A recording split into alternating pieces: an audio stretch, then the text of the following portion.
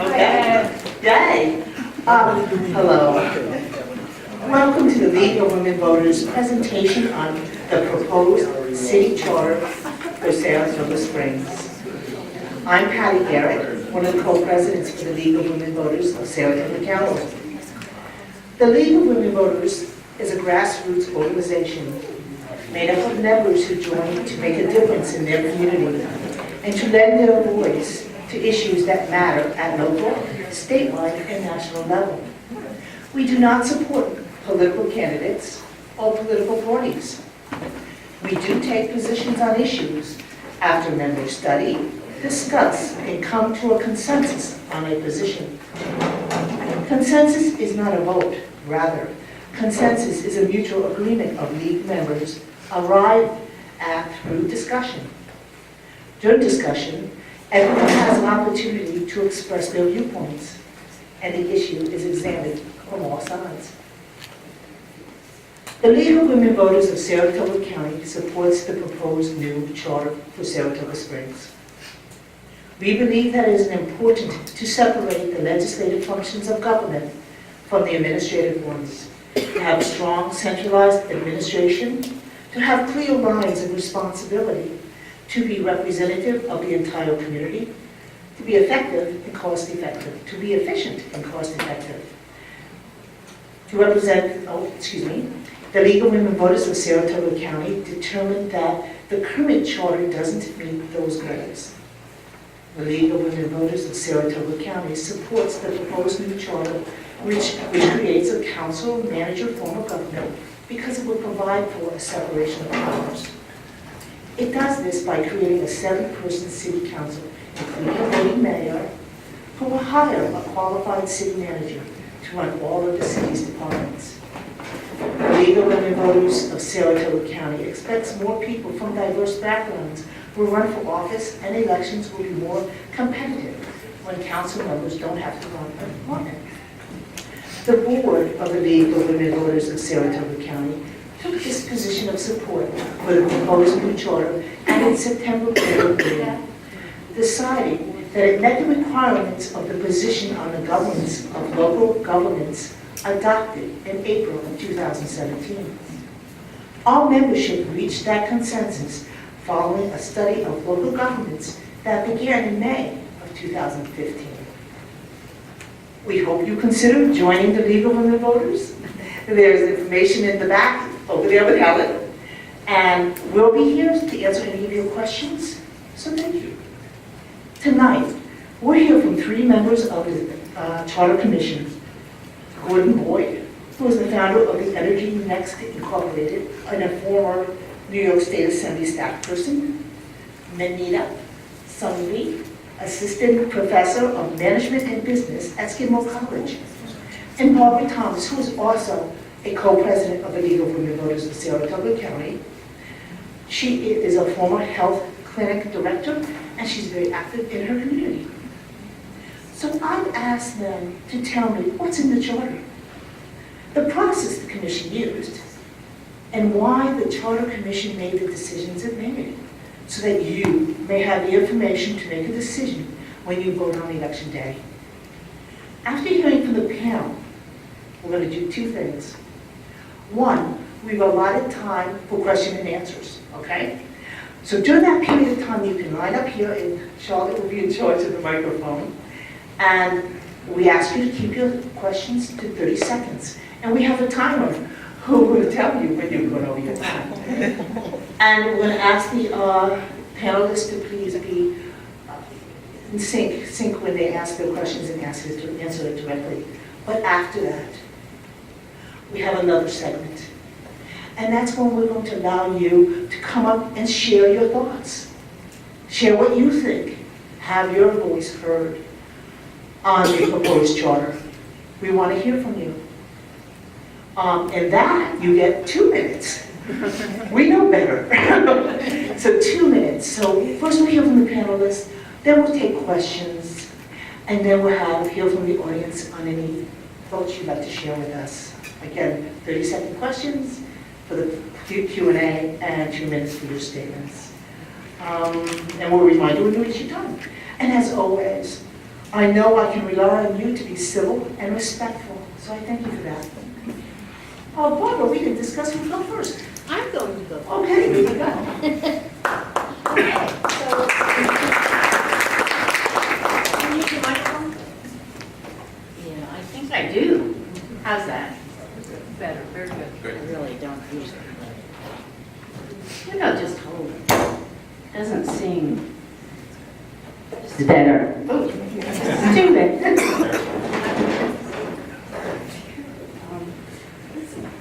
Next.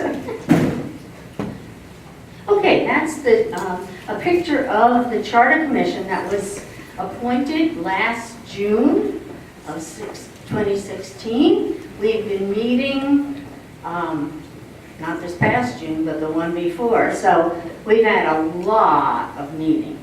And we went through a process of interviewing former mayors, the present mayor, former commissioners, current commissioners. We did interviews with managers from different cities around the state. We did interviews with mayors from around the state. And we conducted a bunch of surveys, and my colleagues are going to tell you more about the results of those surveys, but I do want to say that the commission is really it has Democrats, Republicans, independents. It has people with a lot of different talents. So we have lawyers and computer people and communication people and finance people. So it's been a really good education for all of us meeting together to look at all these different aspects of city government. And we've also touched base with community leaders, with businesses in the community. So we've done a lot of research, and we've come to some conclusions. Okay, so what we've are proposing in the new charter is that you have 7 city council members, which would include a voting mayor. That's in contrast to having 5 commissioners that include the mayor. But the city council members will then hire a professional city manager who is responsible for the city's administrative tasks.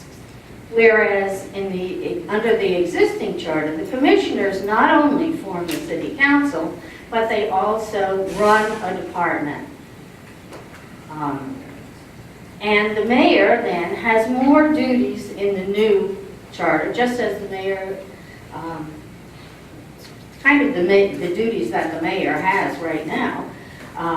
But she will preside, or he, preside over the council, chair the finance committee, which is a very important committee of the council, and will head the city government for ceremonial things, but will also have the responsibility of representing the city in intergovernmental relationships. And with the advice and consent of the city council, it's the mayor's job to appoint committees of the city council and appoint the outstanding community boards like the zoning, the planning board, those things. The advantage, of course, is that with a unified administration, with one person in charge, you do get clear lines of responsibility. We did sort of struggle, and it took us a long time to come to a conclusion about whether it would be better to have a city manager or a strong mayor to pull that whole administration together. And the argument that seemed to be compelling to all of us was that we would have a hard time sometimes in a city of 30,000 people finding 2 qualified candidates who were good both at campaigning for office and actually being able to carry out those duties of administering a whole city when we had only 30,000 people to choose from. So we decided that we would have a better chance reaching out across the country, really, to find a city manager who had good professional qualifications, who had experience administering something in a municipality. So that's what we chose. Next. And then one of the big things is the fact that in our current charter there is no separation of powers. But the new charter does give us a separation of powers, because the council members are the legislators. They make the rules, they make the laws, they make the ordinances, they pass the budget. But the city manager is responsible for the administrative duties.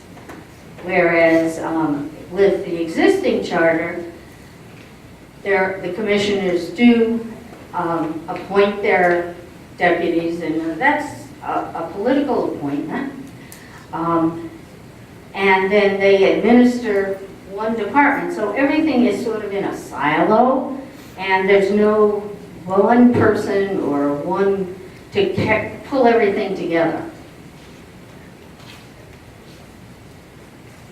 And so who's in charge? In the current charter, there really is no one person who is in charge.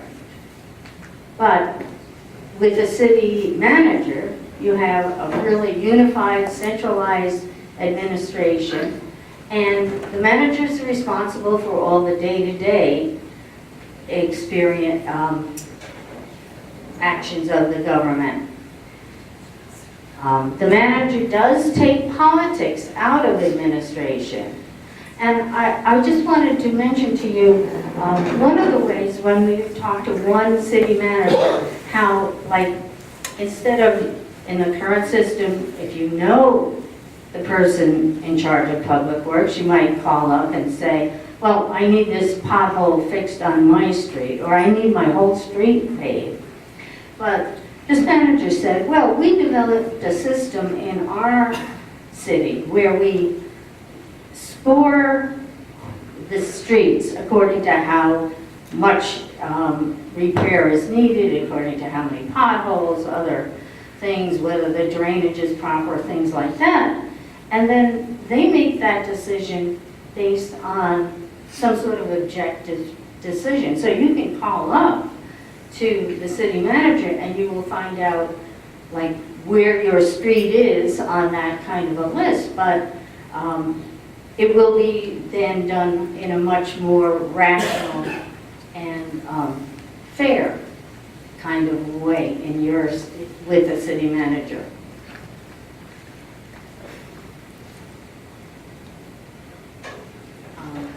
Then there is a bunch of people that we have in our current and existing charter that are going to be carried up. The positions will still be filled in the new charter.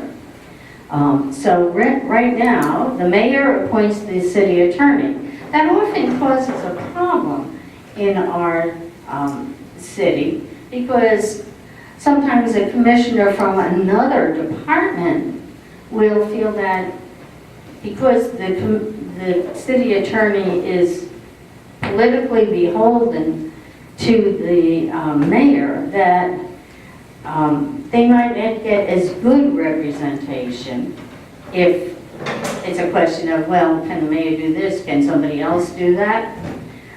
So that is something that sometimes people worry about.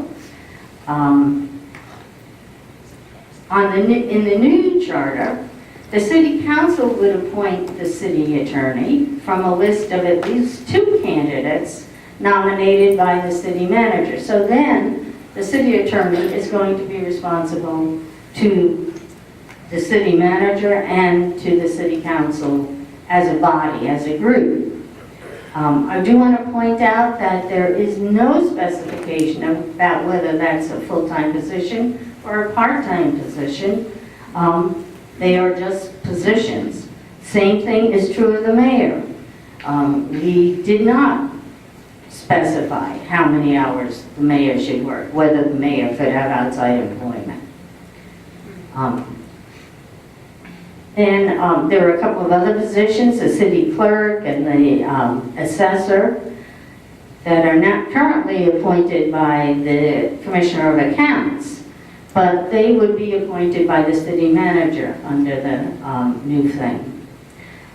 We also get 2 supervisors, and they have 4-year staggered terms if we are able to change the state law.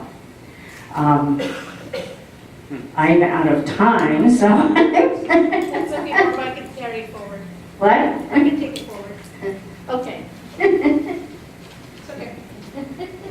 All right, Barb was going to talk about the fiscal matters, and I will carry that on. So the 2001 charter greatly strengthened the city's fiscal practices. It added requirements that the budget had to be balanced at all times, and it spelled out the process of adopting the capital and operating budgets. The new charter retains all of those requirements, and this is something that we discussed quite a bit in our meetings, that the finance part of the charter, the current charter, is excellent. So why mess with something that is really good? We will adopt that in our new charter. So the new charter adds a requirement, though, for an independent internal audit to be reported to the audit committee of the city council. Now, one of the things that we discussed in Greenland was, if the finance commissioner is handling the finances and the budgets and stuff like that, there should be some sort of oversight in terms of what's going on. And so this is a new provision we've added of the independent internal audit, which we believe will greatly strengthen the existing charter and the finance portion of the existing charter. All right, one of the things that we have drawn up as per the requirements is the financial impact summary of the proposed charter versus the current city charter. So every single commissioner gets a deputy. That's a political appointment that they appoint. And we have, since we are removing the commissioner form and having city council members, the deputy positions will no longer be part of this till, of course, the transition happens. And so we have the 5 full-time deputies that we will save $568,000 right there. The reduction of the 4 commissioners leads to $58,000 in savings. The reduction of 4 commissioner benefits. So all our commissioners get benefits, and if you serve for 10 years up, you get benefits for a lifetime. So the reduction in the 4 commissioner benefits will be $72,000. So those are all savings. Of course, our current mayor's salary is $14,500, and in the new charter we have proposed, it'll be $40,000. So that is $26,000 that we'll see an increase. The addition of a professional city manager with benefits we have added in there is $194,000, and the addition of 6 council members and their salaries will be $87,000. However, if you look at the net, the expenses versus the savings, we estimate a future annual savings based on the new charter of $391,000. Art, do you want to add anything to that? I just want to add that this doesn't show transition costs, and we're not really sure what they will be. And these are estimates, of course. So just with those caveats, I think we need to move on, Anita. I got it. Yeah.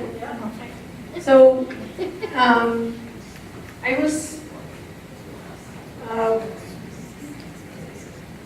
It was a largely white charter. I was one of the few members of color. I was a newer resident to the city, and I was the only, I believe, gay person on the charter. And so there were things that I was thinking of, apart from separation of powers, apart from, where can we save and what should we do and financials and all of that, was thinking of representation. The current charter has 5 commissioners, and we've interviewed the current and former commissioners and mayors, and our Commissioner Madigan said the city government is only as good as the people serving on it. Right? And we agree. But the problem is that it's very time intensive, and so even though it's a part-time job, almost all of them said that they work way more hours than what would be considered a part-time job. And so Commissioner Frank said you have to be rich, retired, or crazy. Right? So we decided, okay, let's ask the people how many are willing to serve and what are some of the impediments. So we looked at how many people can run for city council under the commission form of government. And the chair of our commission was Bob Turner. He's a political science professor at Skidmore, so he worked on the survey. It had 22 questions, and it looked at members of citizen boards like planning, zoning, alumni of Leadership Saratoga, the Board of Education members from 2005 to present, as well as party chairs, Downtown Business Association, Chamber of Commerce, Sustainable Saratoga. So we tried to reach out to as many people as we thought possible that are already engaged with the city and the community, and we wanted to see if they would run and what were some of their thoughts. The survey did really well. We got 170 survey respondents. Most of them worked full-time. It was pretty even amongst men and women. There were 55% men and 45% women, so that's pretty good. The age range was from 26 to 83, so pretty vast. They were long-time residents, most of them. They were all highly educated. 54% had masters, 26% had college degrees. So in some ways, very representative of city councils nationwide.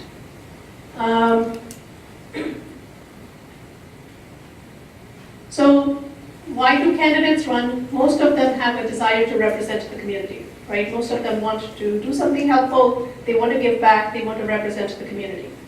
But the 3 main reasons why candidates don't run is that was not me. You dropped the mic. The ability to balance job and office holding, right? So if you have most of them working full-time and you have a commissioner form of government, that's a almost full-time-ish job, that would deter people from running. The support of family, obviously it's a public position, support of family is important, and public scrutiny. So in terms of the results, what we found was that 30% said that they would run or that they had the skills, education, and experience to run for commission, versus 82% said that they had the skills, education, and experience to run for city council. Right? When it's just legislative and not administrative duties, more people say, yes, I believe I can do that. Also, in terms of the time necessary to run for the position, only 32% said that they have the time right now to be able to run. And if you see our previous chart, about 66% of the people had full-time jobs, which means mostly retired people were willing to run for office at this point. Versus 97% of them said, listen, if it's a city council form of government, I will run.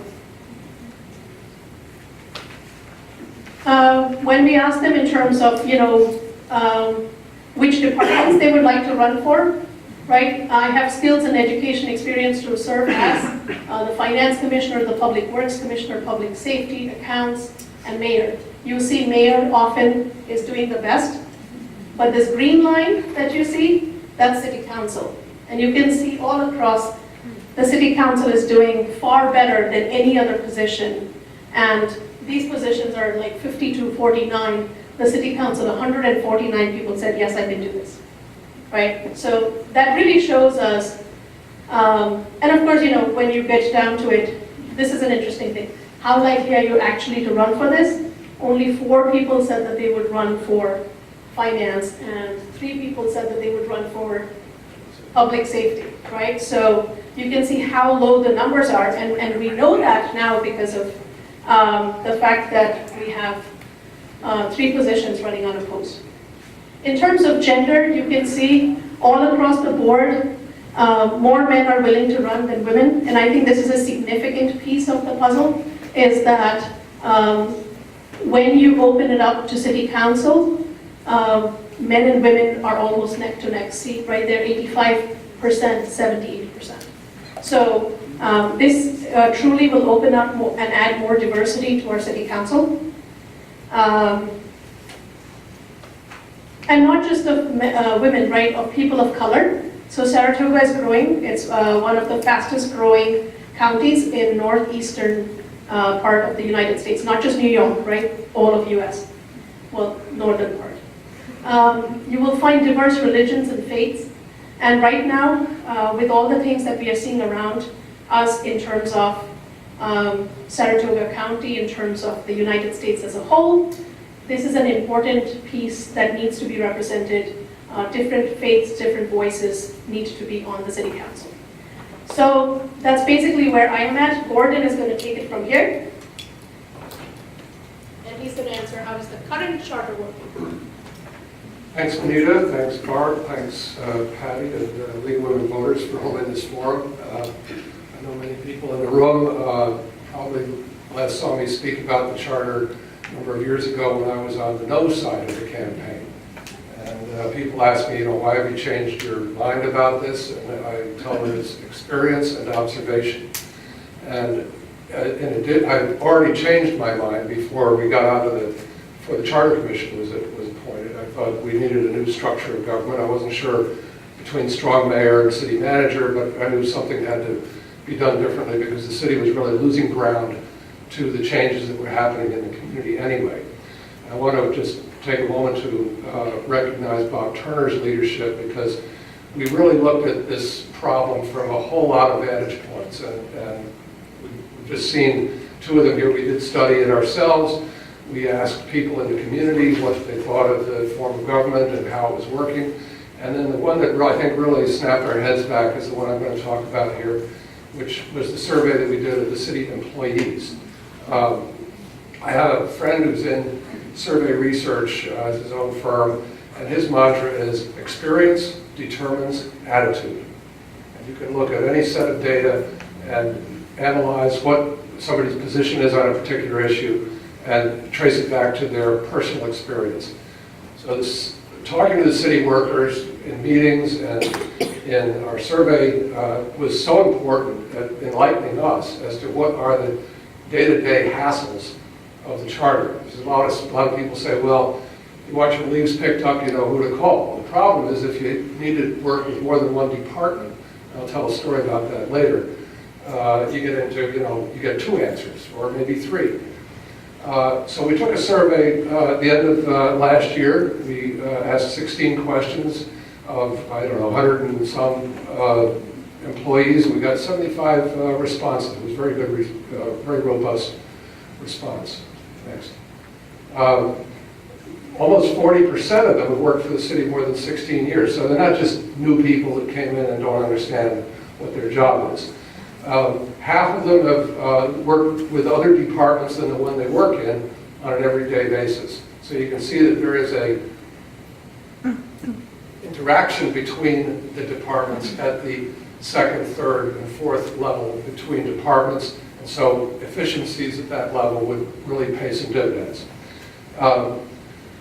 We asked them about whether political conflict between commissioners affects their ability to do their job. 40% said a lot or a great deal, and 18% more said yes, somewhat. So 58% thought that politics gets in the way of them doing their job. Deputy commissioners, everybody knows their deputy commissioner. The commissioners certainly do. But it was found that To a large extent, the workers felt that the deputy commissioners were not helping them solve problems at work.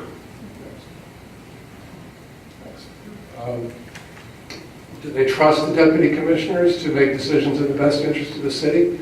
Half of them disagree with that proposition. Can they question a policy or a procedure, without having aspersions cast on them? Large number disagree with that. So there isn't really a lot of latitude for intellectual, creativity and entrepreneurialism within these departments, which is unfortunate. Next.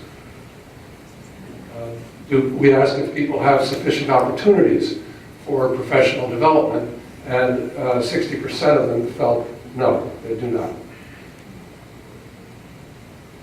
Do they think the commission government positively affects morale in City Hall? And a large number, again, disagree with that. We wouldn't be bothering to put these numbers up if we only had responses from 15 or 20 workers. But I mean, when you get 75 out of a workforce of this size, it's a pretty good slice of that. I wouldn't call it a random sample, but it's certainly a good representation. Next. Does the commission form of government provide effective management of the city? And there are over 2/3 of the people disagree with that. These are City Hall workers who are in there every single day. Commission form of government prevents wasteful spending and protects taxpayers. Again, 2/3 disagree with that. So they are conscious of the fact that money is being spent unnecessarily because of inefficiencies in city government. And if you're a city worker and the money is being spent on purposes other than, the efficiency of city government, it gets kind of professionally challenging. Next. We asked if City Hall would be better off with a professional manager, and almost 2/3 strongly agreed with that statement. So, again, I was surprised at how strongly these numbers came out. Next. Because when you come down to it, I mean, all of us in here, I don't know how many City Hall workers are here, but I think all of us are taxpayers in the city, and we avail ourselves of the services. And when the departments are not cooperating, when there's inefficiencies or conflict between the various silos that Barb referred to, the citizen is going to get the short end of the stick. This conflict and confusion costs the taxpayer, it costs applicants who are just trying to do a normal course of business with the city. And, again, that's mantra about when you want something done, you know who to call. It's just not true. If it's only one thing, if you're getting mugged on Caroline Street, you know to call the police. Okay, I'll concede that. But if it involves more than one department, maybe not. And in my own personal case, once I'd already decided to back a change in this, but in my volunteer life, I'm on the vestry and the building committee of Bethesda Episcopal Church. And we're endeavoring to build an annex to the church on Washington Street. We had to go through the planning board to get approval for that. And one of the conditions of our approval was that we would have to share in the cost of installing storm sewer under Washington Street with two other entities developing over there, the Rick Van Dam and the Adelphi Hotel. And so it wasn't like a deal breaker amount of money. We agreed that we would share in that cost, might be $75,000, $100,000, something like that.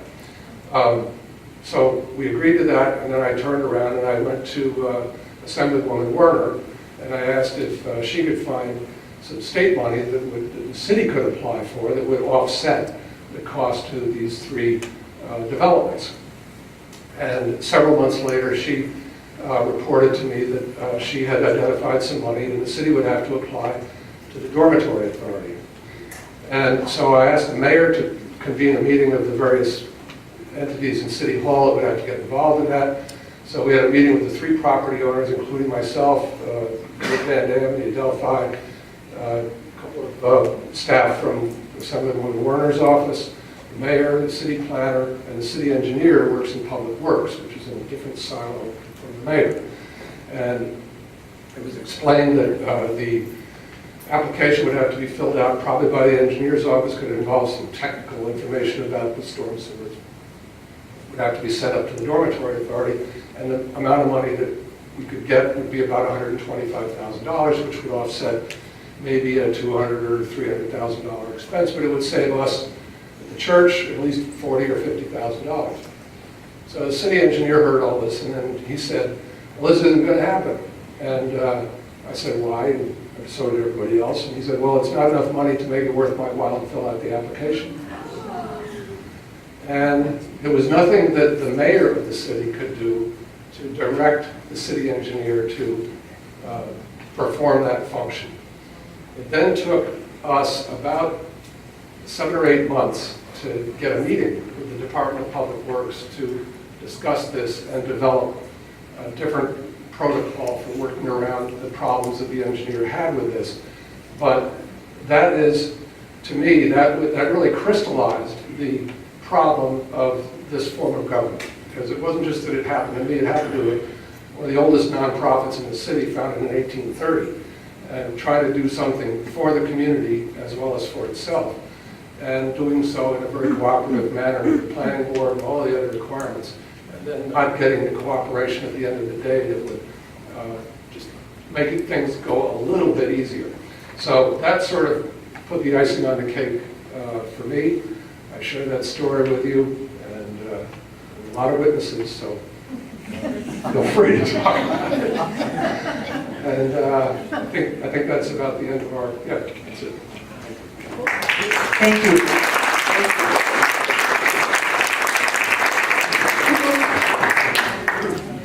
Okay, everybody.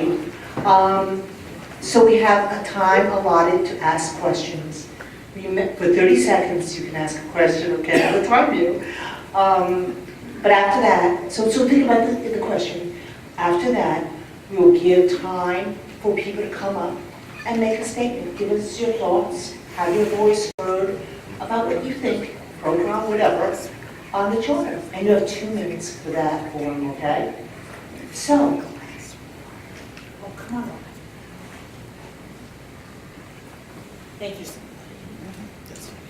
You can line up here, folks. You can line up here.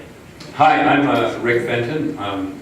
I'm with an organization called It's Time Saratoga, and we strongly support the charter. We really are happy about the work that the Charter Commission has done, and I and others will be outside later. We want to sign up anybody that's willing to volunteer to help this get done. I'm a buff of the history of this thing, for one reason or another.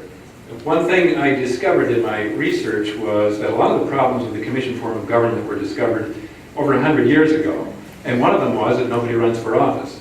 I did a little research locally and found out that, okay, I think I have to set it up though. Yes. That only 7 women have ever served in any capacity in 100 years in the Saratoga government. No public works, no public safety, no accounts, only 1 in public works. And I found that very striking, and I wondered if you in your deliberations found that it would be possible to change anything with the commission form of government without changing the form of government that could possibly address that problem.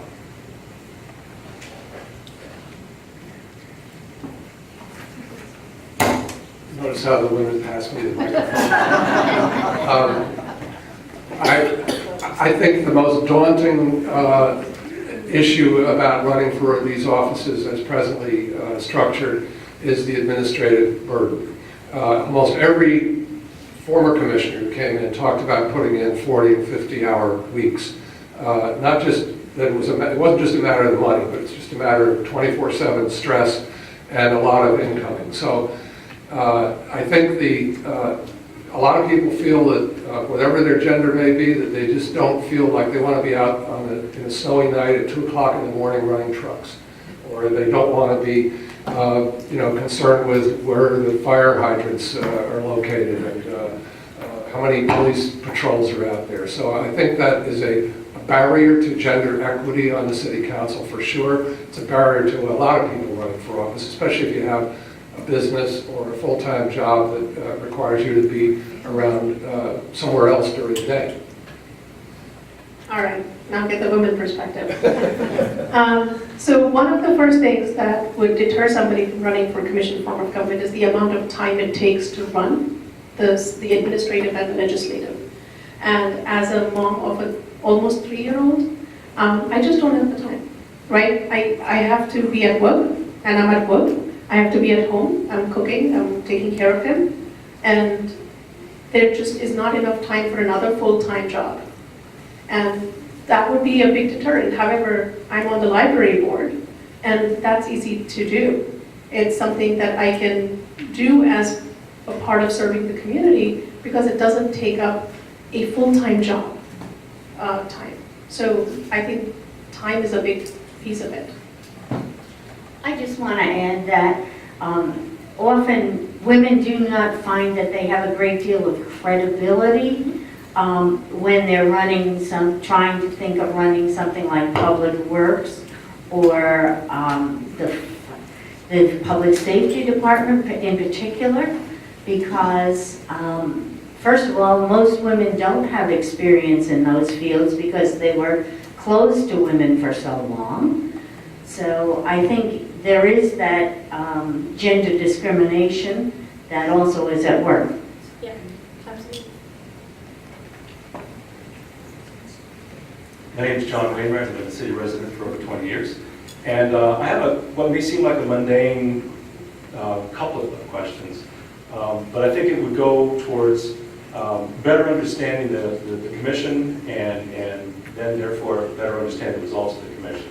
So my question is, can you elaborate a little more on how the commission was formed, who appointed you, and what your specific charter was? Was it to go change things, or was it to assess things and determine if a change was necessary and then what the change might be? I'll be glad to take that. Our charge was to review the charter and to see what we thought about it. And that's why we took a long time looking at and listening to all the different people that we did interview, doing some of these surveys. So yes, we did take a long time doing that. And we were appointed by the mayor. She did ask the city council members each to at least suggest people for the council. I think 2 of the commissioners did, and they were appointed by the mayor. Oh wait, I'm getting 4? Yeah, it was 4. Oh, okay. So but the mayor did have the preponderance of the appointments. And I think what the mayor strove for was to try to get a lot of people. With different perspectives, different, talents too. Could you just, I'm sorry, just clarify, that you, members were also recommended by other council members than just the mayor, is that correct? Correct. Good, that's, I think, something that we all need to 4 understand. commissioners recommended Yeah. someone of Thank you. our, The 10-year obligation of the current charter. Oh, well, yeah, the charter has to be reviewed every 10 years under the existing charter. So that's why the mayor formed the commission. Yep. Thank you. And of course, what happened was, the more we looked at it, the more we all came to the except for 2, we came to the conclusion that no just tinkering with the charter were going to fix the problems. And presumably, this charter now will be revised 10 years from now. So we wanted to make sure we were creating a document that would serve its purpose for the next 10 years. Hi, John Boardman, resident for the last 11 years. Some of the folks that have opposed this new charter have voiced a concern that this new city manager position would provide that person too much authority to make decisions in essence, a vacuum and without any oversight. So it lets the the commission, if you could elaborate more detail about what authority the city manager has or would have, and what the city council's oversight authority is with the city manager. Thank you. Thank you for your question. That's a good one. The city manager is really in charge of operations on a day-to-day basis. All policy, all legislation, and all fiscal decisions are going to be made by the city council, including the decision of hiring the city manager or letting the manager go. When we discussed contractual kind of arrangements that a manager might enter into, one of the people we talked to was the city manager of Corning, and he has been there for 18 years on one-year contracts. So there is not going to be, at least I would hope there isn't, a city council that would enter into something like a 5-year contract like the Housing Authority did with their previous director and ended up having to buy out that contract for hundreds of thousands of dollars. The budget and the money is in charge of the city council, under the charge of the city council. The laws and ordinances, supervision of the city manager is by elected officials. So the manager will consolidate the administration, but there is very little that the manager can do that won't have been authorized by the council.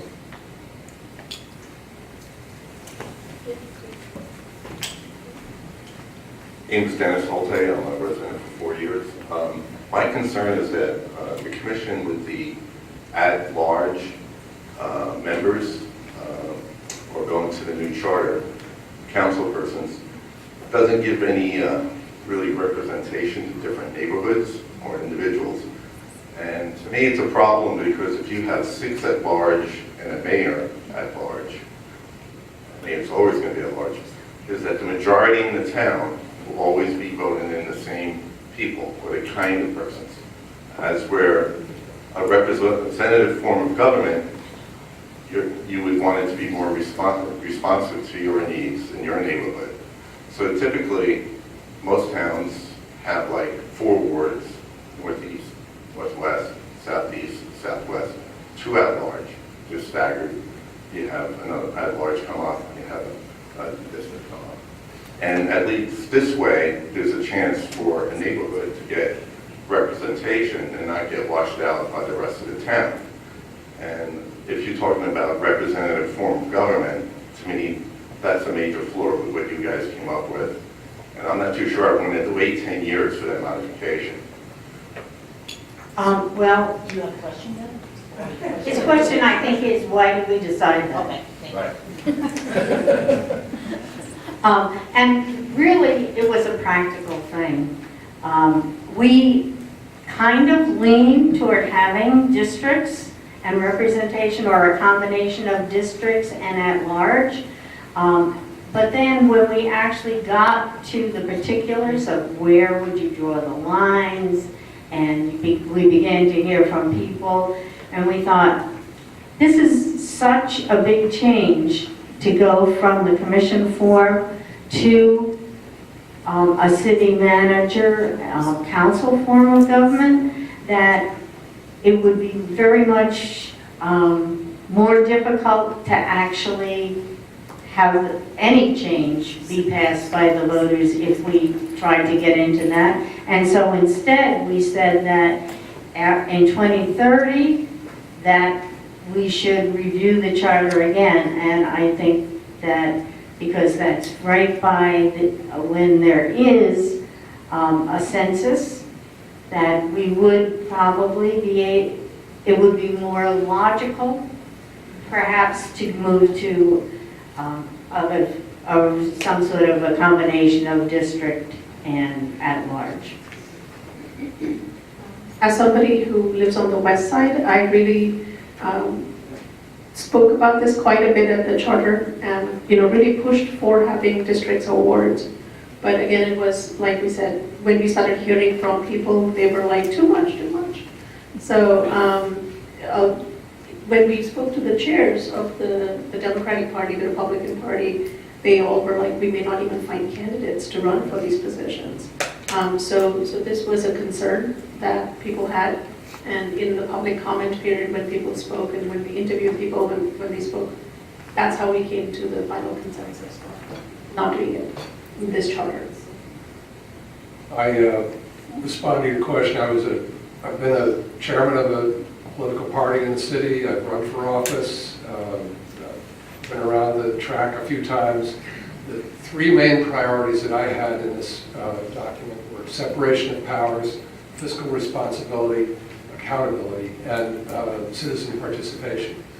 I was about 55-45 between at-large and districts, just in my own mind. It wasn't like a slam dunk in either direction, and I went from one side to the other during the course of our discussions. I think for one thing, this is a big change for the city, and I think the city could only take so much change without, saying, well, this is too much. Districts as well as a manager, And the other thing is that the way that political parties, I would hope, put together slates of candidates in the future, they're going to have to put at least 3 people running for the same office along the same lines each 2-year cycle, once you get into the staggered format. The very first election, all 7 people will be running. The ones that come in 4th, 5th, and 6th of the council seats will get a 2-year term. The people that come in 1st, 2nd, and 3rd will get a 4-year term. And then after that, everybody gets 4 years. But the way the parties have to put their slates together, they would be smart if they distributed the locale of their candidates geographically within the city. Right now, you have 5 people. They all come from almost, like a 3-wood distance from each other for the golfers. So there's a lot of... I'd like to respond, though. Yeah, sure. The only problem is you're looking from the top down, from the Democratic chairs and finding people. And I'm looking as a citizen in my neighborhood up. Nobody really said, what do you think, to me anyway, but, and I'm saying it now to the commission before the vote. And right now, as flawed as the system is, if somebody's the head of public works, I could call public works. If I have a problem and I call somebody and I say, well, I'm not really in your neighborhood, or talk to the other guys, it's like there's nobody who's really responsible to me. But if the guy in my neighborhood blows me off, I'm going to remember that. And I'm going to be telling my neighbors that, and they'll be, next time. That's the essence of the argument for districts. We fiddled around with an idea of having a combination of districts and at-large, and it just got very cumbersome, as Barb said. Where do you draw the lines? Who's going to draw the lines? And then will you find people of capability and willingness to run in all of those districts? So that was, again, it wasn't automatic. We went back and forth on it for quite a number of weeks, and I think it ended up, for me at least, it was like a 55%, at least for now, at large, and then maybe after this adjustment period, go down to districts. Hey, I'm sorry, can I just add one little thing? So my name's Bob Turner, I'm the chair of the department, of the commission. One of the super important things that we want to see is competitive elections. If people are competing for your vote, they're going to pay attention to you. And what is going to happen in this system? You are going to have competitive races, and the people who are going to get elected are going to be the people who are like Senator Pothole, right? So if you call me, I don't care where you are, I'm going to come and I'm going to make sure that your issue is addressed. The ones who do that are going to get reelected. The ones who don't. Right now, when you have 3 people not running unopposed, and 2 being there, they don't have that. There's no competitive pressure to go out and do that. And so I think that is kind of the half a loaf where we came to. Having competitive elections deals with a lot of the problems of wards we've got. But you have a town with 30,000 voting, and you might have an interest that only affects 5,000 people, and they're just going to get run over by the 25,000 other votes. And this is such a good discussion. It really is. I see the line, and I just, please, don't think I'm trying to push you off. It's okay. Don't forget, we have got time at the end for statements, 2 minutes. I just see the line and I'm like, I need to give these guys questions out, and then let's go to the other segment and have these kinds of discussions, because I'm learning a lot, and so I think they're really helpful, okay? Just a quick thing, there's a hand in the back, I wasn't sure what the... There are handouts in the back. Yeah. Yeah. Somebody had their hand up, but they should go stand in line. Stand in line unless they're handicapped. Make sure. Okay. Hi, I'm Jay Rogoff. I've lived in the city for 32 years. I have another council question. Gordon very eloquently explained how the first election is going to work. And since we have at-large councilors, after that first election, it goes to a system where we vote for 3 councilors each election. Councilor A, Councilor B, Councilor C. Right. So since this is all at large anyway, why not take the top 3 vote getters? Because you have a danger of Councilor C winning a race with fewer votes than the loser of Councilor A race. This question brings back some very memorable discussions that we had around the table. Because, and again, it comes from some of my experiences in electoral politics, but I think I convinced everybody after, again, took kind of both sides along the way, that the 3 against 3 system would degenerate into a bullet voting festival, where a group of people backing one of the 3 candidates on one of the party's slates would say, look, you know, we have really endorsed the other 2, but we want you just to vote for Fred, because that'll make it easier for him to get in the top 3, because there's 1 or 2 on the other slate that might win. Okay, so that I'm not fully following what you're saying, Gordon. When you have, let's say, top 3, okay, so you have, in a given 2-year cycle, you have 3 council people on one party line, 3 on another party line. You have some cross endorsements by the minor parties. It might not all take the same candidates from each of those lines, that's fine. And if you say, okay, it's going to be the top 3 vote getters that get in, the tendency then is to, the ballot says, oh, you can vote for 3. But if people only go in and vote for 1, they're giving that one candidate an edge, okay? And there's nothing illegal about it. It goes on. But we felt that an A, B, and a C, where you're requiring the parties to create head-to-head matchups, is more likely to have a competitive race without this sort of pernicious effect of bullet voting. But the same thing could happen if people decide not to vote for councilors B and C. No, but then somebody named B is going to get elected. Okay, it doesn't. A will still get elected. They might skip B and then vote for C. That's fine, but it doesn't affect the order of finish for those 3 races. You understand? It really is the sort that we have now, isn't it? Yes. Yeah, we do have it kind of like that now, except that nobody runs for some of these offices.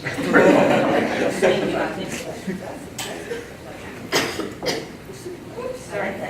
I'm Jackie Pardon. I've lived here 40 years. I'm also with It's Time Saratoga. I'd like to ask the Commission what they found out about the state of the level of technology in City Hall. And if you could confirm the story that I just heard, that payroll is still being done on paper, and it's only just now that the finance department is getting going electronic paychecks, and also the ability of then the employees to do a direct deposit and that kind of thing. I've heard some things about that, but we didn't actually gather any of that information at the commission meetings. I know some of our colleagues have done some research on that lately, but it's not really. I can speak to that. Jeff Altamari did, but maybe you want to get in line and respond to that, or maybe do a speech at the end. Sure. Thank you.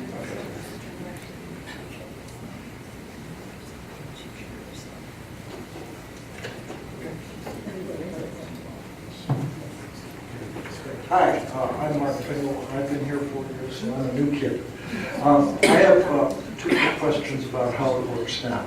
One has to do with independent audits. How are independent audits done presently compared to what is being proposed? And then secondly, when it comes to political or non-political management, what are the factors that you found that contribute to commissioners not being able to manage non-politically?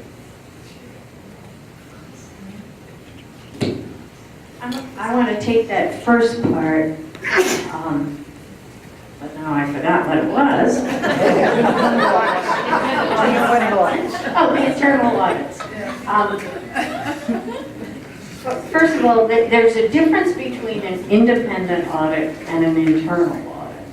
And what we've added to the current thing is an internal audit that is conducted by an outside party. The internal audits that have been conducted by the finance department of the finance department don't really meet that independence thing. So if you know that your colleague is coming to audit you on this day on a certain procedure or the way you do things, it's very different than when somebody shows up unexpectedly and observes the way things are operating.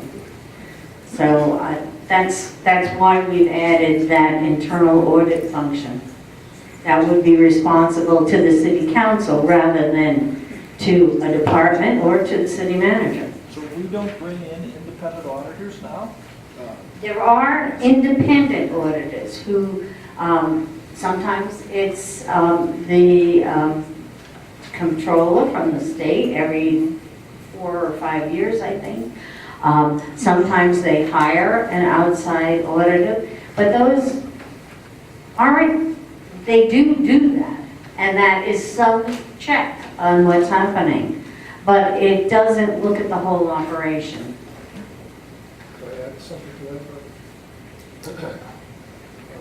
Another element of this is that this is a new feature in the charter that provides for internal auditing contracted by the city council. So it gives the legislative branch of the city government the opportunity and the requirement to audit the administrative branch of city government. And that's another check and balance. And that, the thing that sort of got us onto this track was when we interviewed the finance commissioner, it was evident that she was not, in a position to be able to audit herself.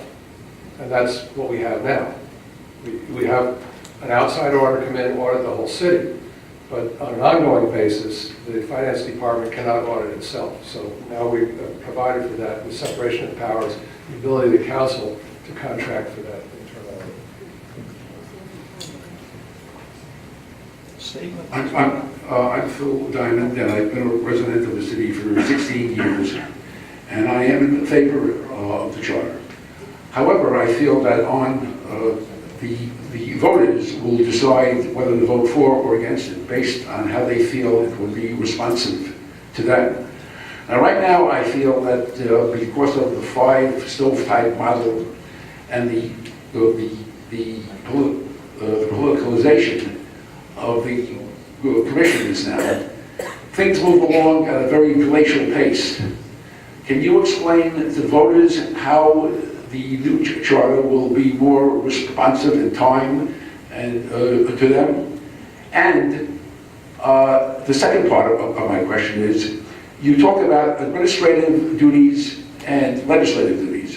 Why don't you talk about executive duties and legislative duties? Executive sounds like something can be done by fiat, at least, where administrative sounds like it's wishy-washy. So I know this has come up several times, and I want to explain my perspective on this at least. A lot of you are saying, we know someone to call, there's somebody who's going to respond if they're from my neighborhood. But at this point, we have 5 part-time people, okay, who are doing administrative and legislative. We are proposing 7 part-time people that you can call, and a full-time person whose main job it is to listen to us. It is to listen to our problems and solve our problems. So I think that the city manager is going to be responsive when I call. Or guess what, I'm going to complain to all 7 to fire him next year or fire her next year. So I believe that the new form of government not only allows for more representation and more voices, but it also allows for more responsiveness to our concerns, to our issues. I live on the west side. My neighbor has issues with potholes, and he thinks nobody listens to him right now at City Council and with the commissioner form of government. But once we have, because he's not connected, you know, and nobody cares about the west side anyway. So that's true, right? People on the west side here, do you feel like you're being represented a lot in City Council? Are you saying that it's the structure of the new government which would decrease the time to get things done? Or are you saying it's the fear of the manager who's not going to be appointed again?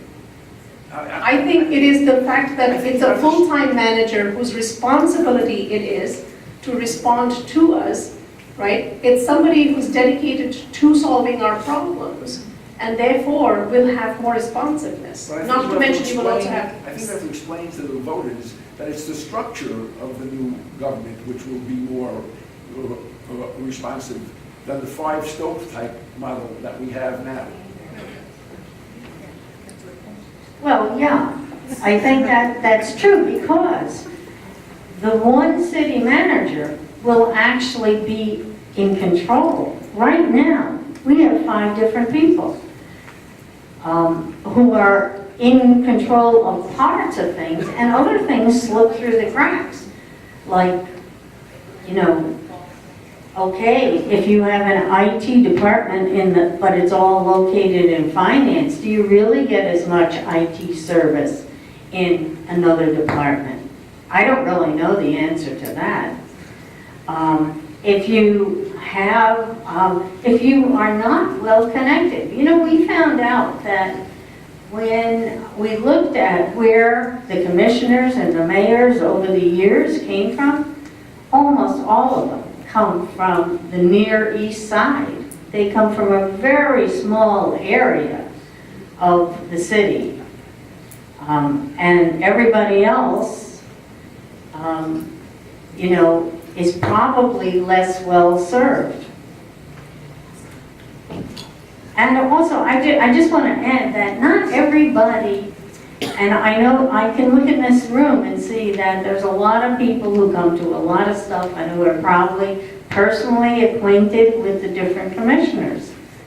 But most people in this city are not. Most people don't even realize that the mayor isn't in control of the city, that there isn't one person to actually make sure that something gets done. Okay, well, that's what you have to explain. I understand the challenge there, Phil, and that it takes more than an elevator ride to explain the deficiencies of the current form of government. But you remember when you and I were appointed to the City Center Authority in 2001, or at least I went on in 2001, you came on maybe a year or so later. Number one priority was building a parking deck on the city-owned property near the city center. This is like 16 years ago. And having sheltered access to the exhibit hall, which is the one deficiency that the city center has always had since it was sited. And every other convention facility in the state has sheltered access from parking to the exhibit hall, so the exhibitors don't get their exhibits wet on their way over the snowbanks.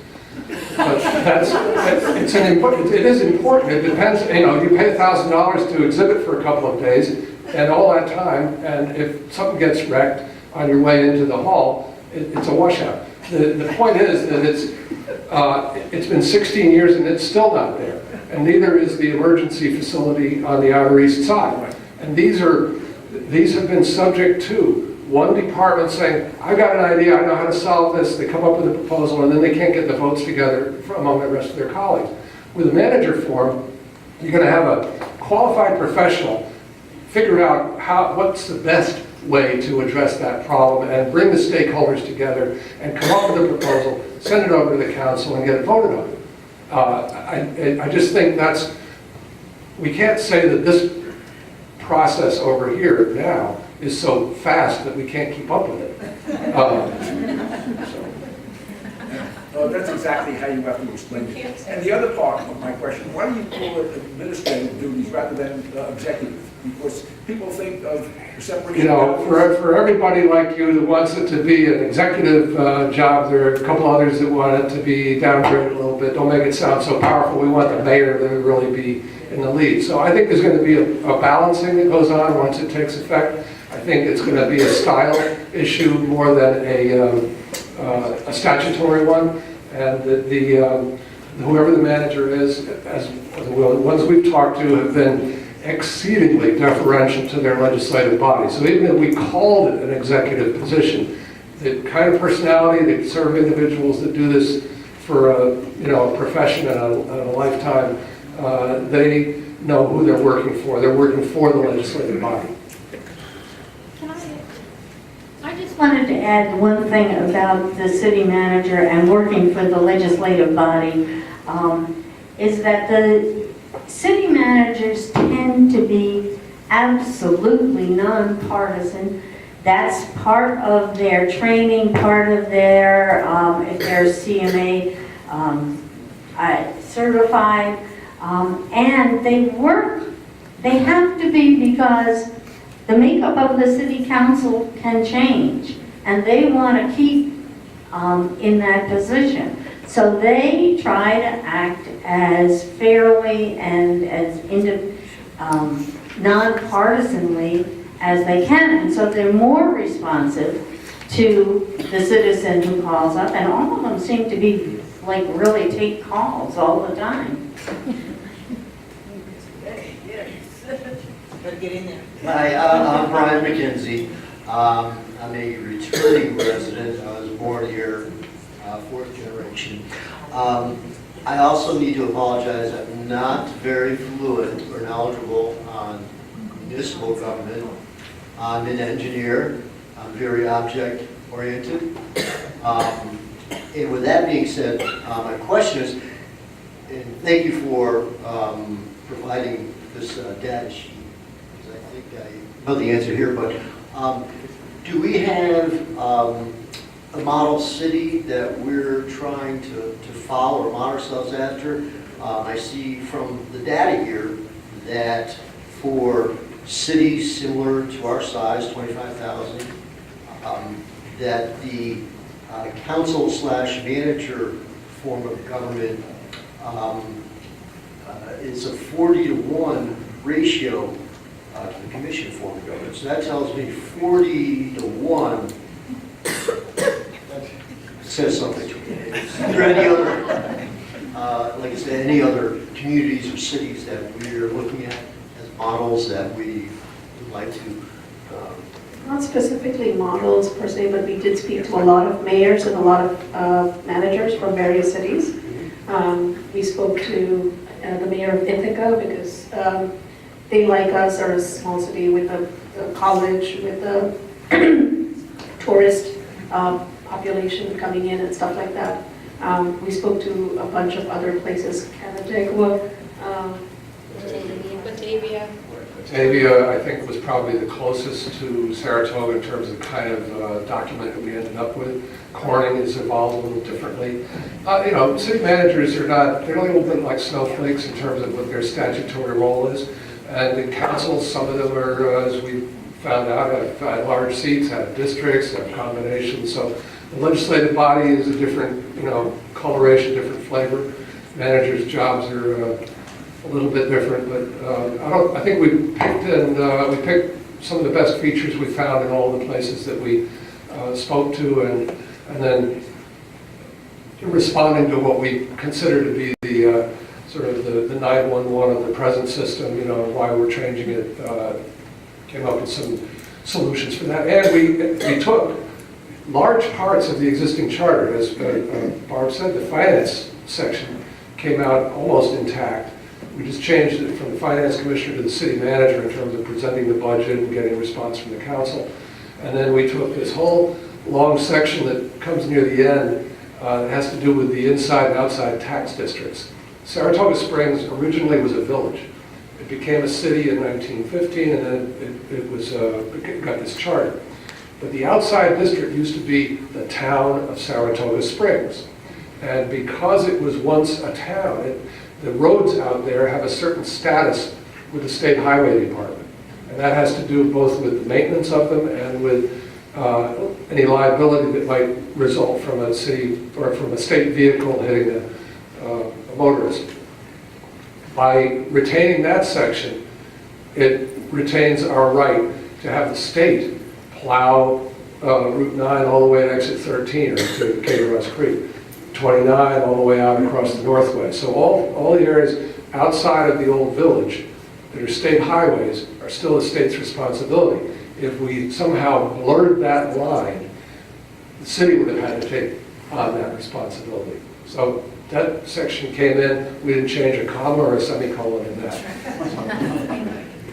Thank you. Thank you. All right, thank you all for your excellent questions. I know I learned a lot, and thank you for your great answers.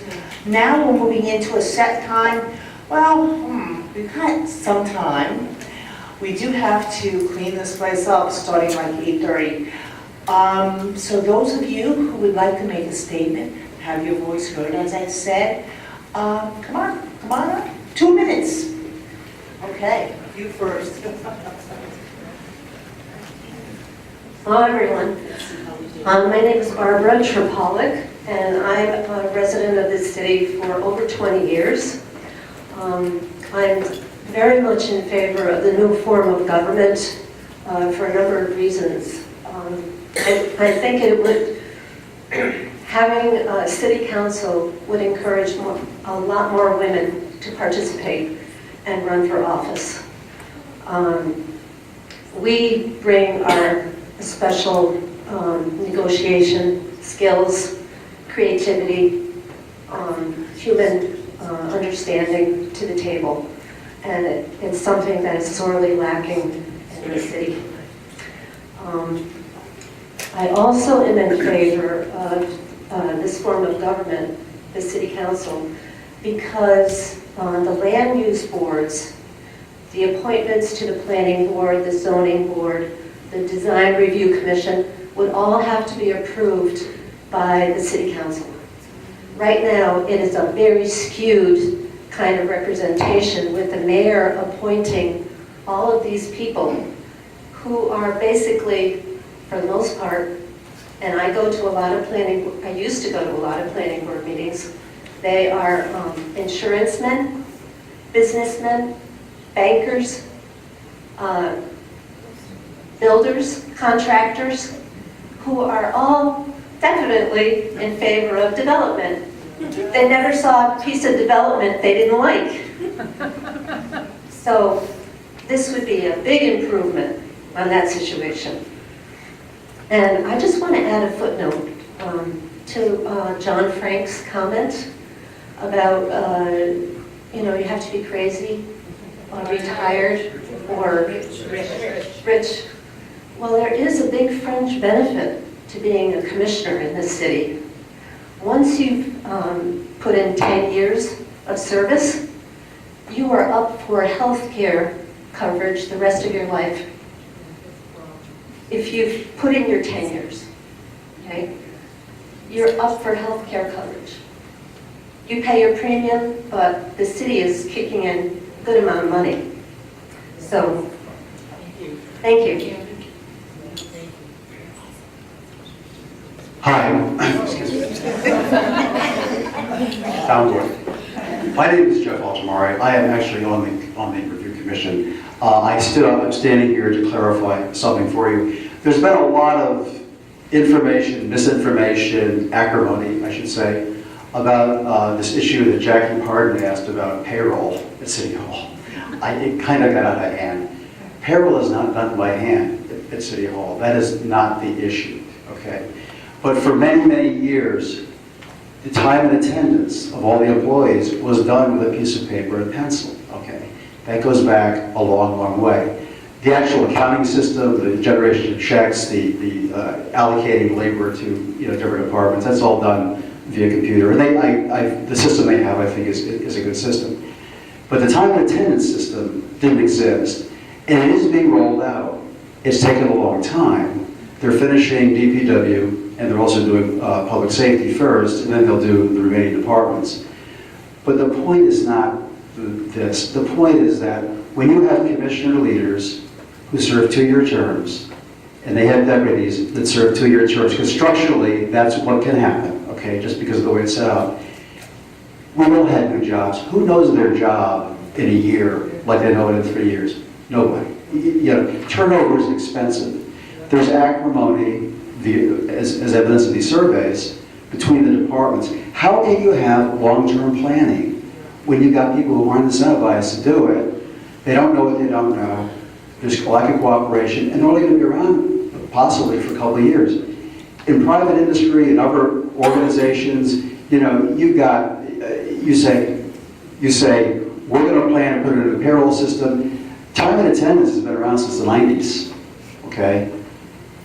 It's been available on mobile apps since 2006. We could have done this a long time ago. This is no indictment of Commissioner Madigan or anybody else. It's just that structurally, planning takes time. It goes glacially slow. So we've been doing thousands of hours of timesheets by pencil. It's been very expensive for us. That's all I wanted to say to clarify that for Jackie's benefit.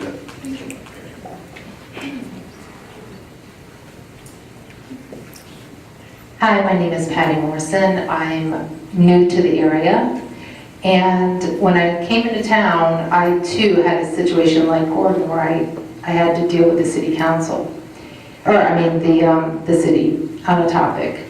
And I found it very perplexing. And immediately my gut reaction was like, this just doesn't work. So I did some research, and I am definitely for the change after doing my research. And for 3 primary reasons. 1, for accountability. Right now, there's 5 silos. In corporate world, you would not have 5 heads of anything. You'd have 1. Number 2, for professional qualifications. People that we're voting in, we don't look at their resumes. So the person that's heading up the Department of Public Works does not have to have any experience to do this job because we've elected them. That alone is a reason for me to change this form of government. And number 3, the efficiencies. I'm blown away by the lack of efficiencies. Do you know, everybody call the Department of Public Works tomorrow and ask them when they're going to be by your house to pick up the debris that you leave out when you clean out your garden. There is no schedule. How do you not have a schedule? So for those 3 reasons, and I would like to comment on the planning board, thank you, the planning board comment that the lady prior to me mentioned. We are being run in this town by the builders. And there is, I found out last night, there is no survey that's been done, there's no research that's been done. All this building is just going to keep going on until we do something to make a change. And I think this will move us in the right direction. Thank you.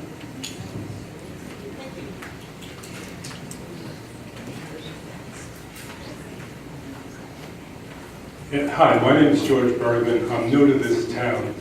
I'm a product of 35 years as city manager in Alexandria, Virginia. And we were about 90,000, we went up to 150. Sort of like this form of government, city management. Our taxes were half, and they pick up the garbage. And we lived in the west end of Alexandria, and it was always that we never got the stuff that Old Town got. But they put a system in place with the city manager. It was a tickler system. You go online, you go into the department, you put your problem, you got a number, they created status, and the work got done. Wow. So if you have efficiencies, I can't believe here we still have the police station that's 150 years old. I mean, in Alexandria, in the 35 years. As the city grew from about 85,000 when we moved in, about 150. They built 2 police stations and public safety. So we had professional managers, and as the city grew, we got a higher quality of a professional manager. We also had a getaway property in a rural town in Virginia. They had a city manager, and I didn't vote, so what was their interest in getting my problems done? It's the same thing. You go to the city manager within that department. With the issues we had in rural Virginia, that got done too. It was not political. Nobody looked at the voting rolls to see where I voted. But the one thing we had is in Alexandria, both parties would put up a slate, and the top 6 would win. And in that case, you know, our city was primarily Democrat, but some Republicans did get voted on in that system. Or if they went head-to-head, I don't think that would happen.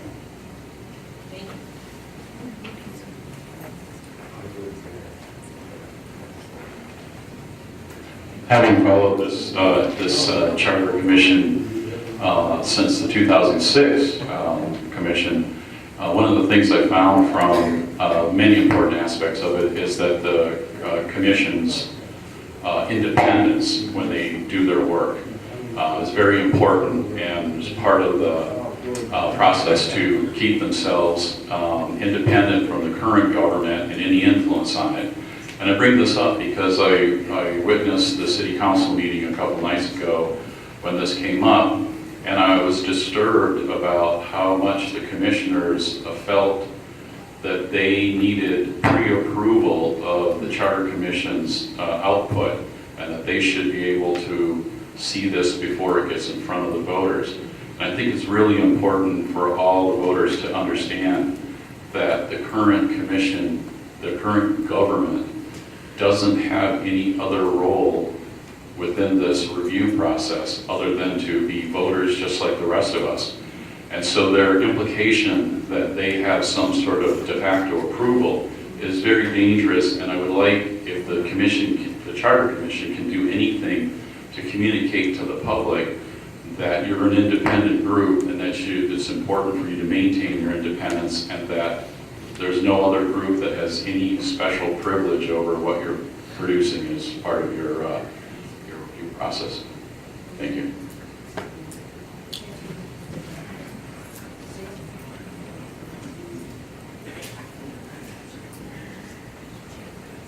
Hi, thanks. Rick Fenton again, It's Time Saratoga. I'll be outside if anybody wants to help the effort to support the charter. This has been going on since the beginning of the city. I mean, the 20s, the 30s, there have been 6 or 7 or 8 different charter commissions. Every single one has decided that we need to change our form of government one way or the other. Even the 2001 one, which didn't change it, wrote to the State Department that they believed that they were setting the groundwork for a change in the form of government. This is something that has to happen. History is interesting. If you look at it, you find out that the council manager form of government was actually created specifically to address the structural problems in the commission form.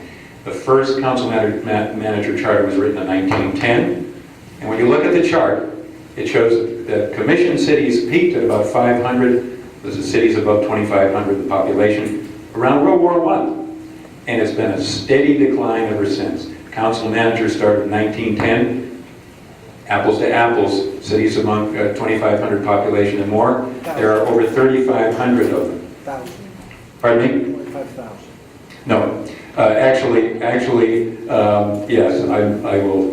The fact is, among cities of 2,500 population, it's going from 500 to 139, and from 0 to 3,500. Among cities 25,000 and above, the ICMA says there are only 28 commission cities. Deep research, there's only 2. We can't be the last city in the country to get the message. I just want to point out with regard to city managers, if you want to know how responsive city managers are, don't do what the opposition group does and make it up, because what they're telling people is way wrong. It has nothing to do with the truth. The best way to know is to talk to a manager. You'll be very impressed. There's going to be, the Charter Review Commission is having meetings in this room, October 2nd and October 18th. Please come. There'll be guys who are actually men and women working in cities in New York State today as managers. They're so passionate about their jobs, they're just going to come here to talk to people about how wonderful they are.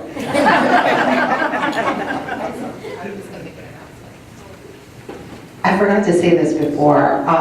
Anybody who would like to volunteer to get the vote out, I'm going to be in the back of the room with a clipboard, and I would love to get your information. It can be 1 hour. It could be stuffing envelopes, because we're going to do some mailings. It could be going door to door. Anything and everything will help. So please see me in the back of the room. Thank you.